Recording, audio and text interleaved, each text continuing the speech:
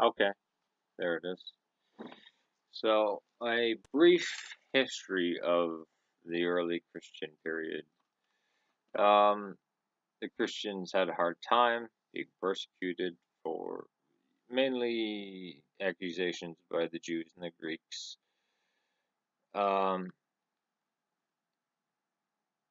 It's arguable whether Claudius persecuted the Christians, but the earliest one that gets really um, the uh, the blame, and he very he should, but he wasn't the worst, was Nero, and from AD 64 until his death 4 years later in 68, that's when the persecutions were going full fledged in very ugly ways. And notice I'm not going to be using the reigns of the emperors, just when they started up their um, because Christianity was always outlawed, um, always persecuted, but there were certain emperors that kind of didn't care and would look the other way if possible. Um, Domitian, AD 81 to 96. Again, you'll notice that some of these dates correspond to martyrs in the church.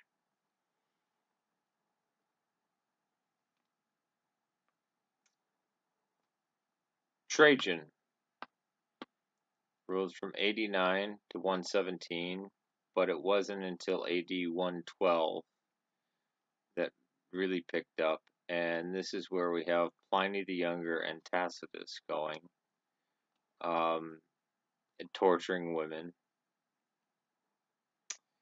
Um, Hadrian's Rescript was in 123 or 122 to 123, and that was very harsh upon the Christians. Marcus Aurelius, they like to remember it as this philosopher, emperor.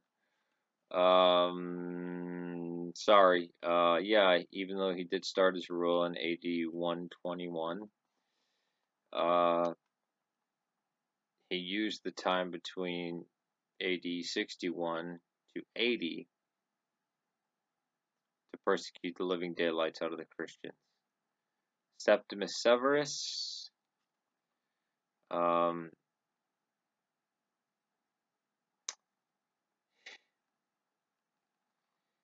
93 to 11, but again, the horror and the vigor at which he um, tried to exterminate and persecute the Christians and torture them any way he could was between 202 and 211. Decius began out very kind towards the Christians, right?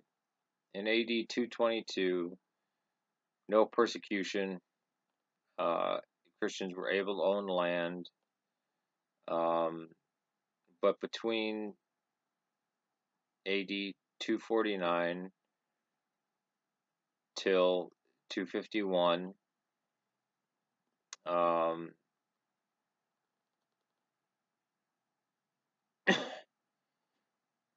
he initiated widespread persecution of the Christians. And then we get to the major one, the one that makes Nero look like a Girl Scout, Diocletian. And he had men under him as well, like Maxentius. Um, and he only stopped when Constantine stopped him. And that was in AD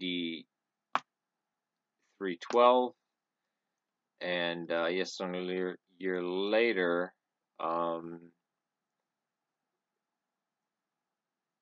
AD 313, there at the Edict of Milan, there would be no more persecution of Christians.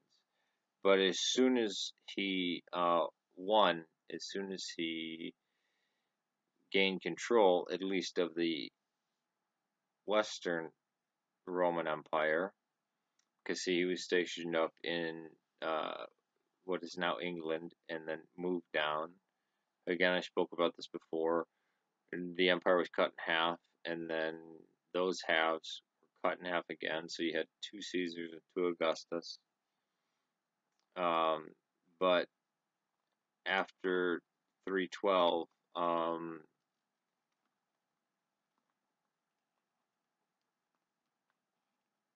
many officials that were Christians would no longer be persecuted for their faith. But the Edict of Milan in 313 really sealed it.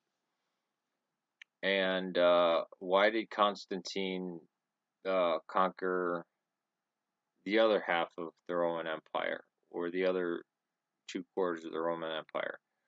Well, the guy who was his ally, who signed the Edict of Milan, and who made an agreement with him to stop persecuting Christians, went on persecuting Christians.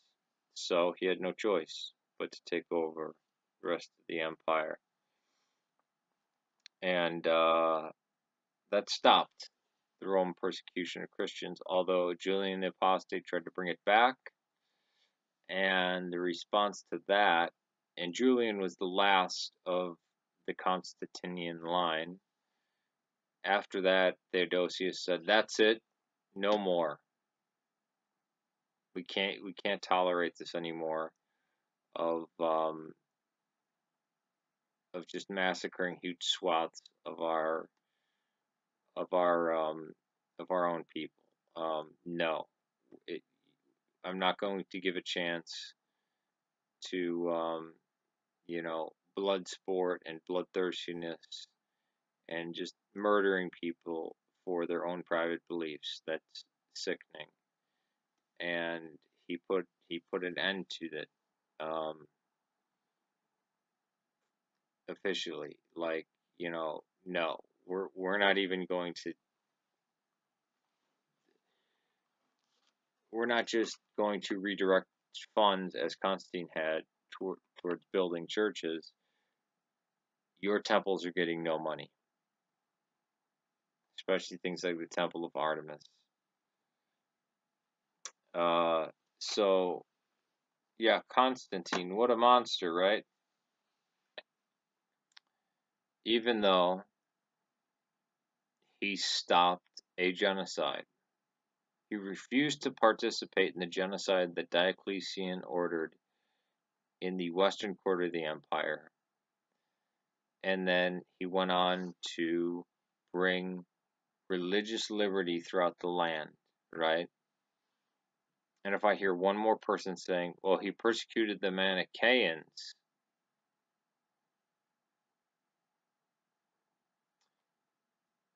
before you utter that word, don't go to Wikipedia, go to an actual book and get your information correct, because, ugh.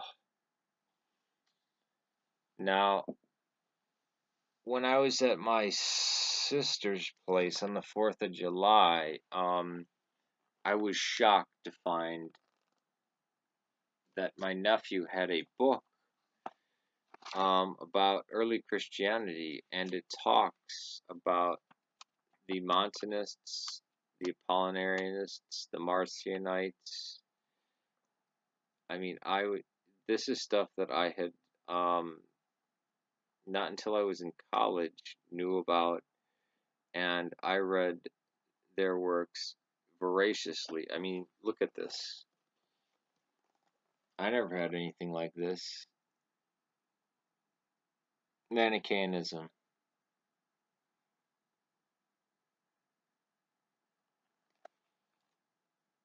That or Manichaeanism.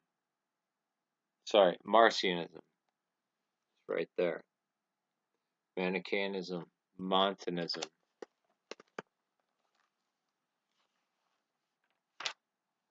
Oh, the next part talks about Docetism. One day I'm going to sit down and read this, or at least these parts, and see what they got right and see what they got wrong. Gnosticism. Here's right here. And the title of the chapter is Early Heresies. And then it even mentions the Cristero War. And I think I'm going to look that up and mark that out and read what it actually says about the Cristero War. Because, as you know, the Cristeros are my heroes. Peace to you. And I just wanted to give that overview of the persecution the Christians underwent for 300 years under the yoke of the Roman Empire.